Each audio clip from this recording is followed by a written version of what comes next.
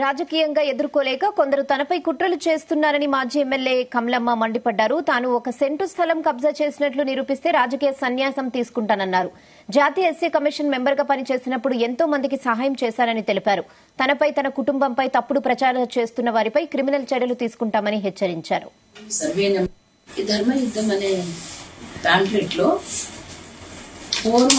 గ్రామంలో నివాసం ఉండే దొడ్డేటిపల్లి నాగేంద్ర ఆచార్యను నేను రంగసముద్రం గ్రామ రెవెన్యూ పొలంలో ఆద్యాంధ్ర పాలనందు గల నా భూమి సర్వే నెంబరు 1094లో 0.67 సెంట్ల భూమిని కబ్జా చేసిన వైసీపీ నాయకుడు రుద్రవరం రాము, మాజీ ఎమ్మెల్యే శ్రీమతి కమలమ్మ కబ్జా చేసినందున నేను ఆర్డీఓ గారిని కలిసి నా పేపర్లను తనిఖీ చేయించి సదరు భూమికి నేనే హక్కుదారునని కేద రాసుకున్నాను. ఇక్కడ నా అభ్యంతరం ఏమిటంటే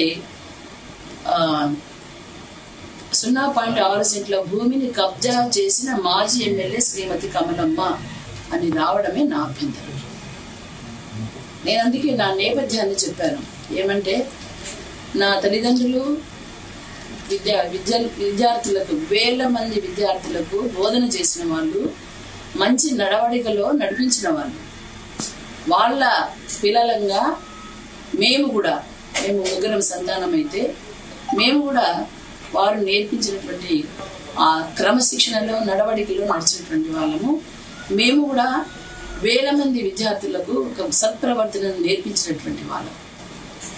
ఆ రోజు నేను రాజకీయ రంగ ప్రవేశం చేసేటప్పుడు నిజానికి ఇది చాలా సంక్లిష్టమైనటువంటి విభాగము కాబట్టి ఇందులో ప్రవేశించడం నాకు అంతగా ధైర్యం చేయలేకపోయినాను.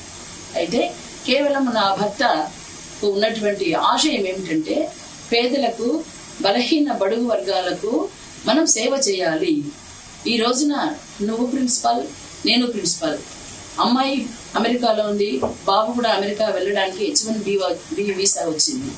ఈ నేపథ్యంలో మనకు రాజకీయం అవసరం లేదు అని నేను చెప్పినప్పుడు మనం ప్రజాసేవకు వెళ్ళేది మన కోసం కాదు, మనం ప్రజలకు సేవ చేసుకోవాల్సినటువంటి అవసరం ఎంతో ఉంది. సంఘంలో సమాజ సేవలో మనం చేయవలసినటువంటి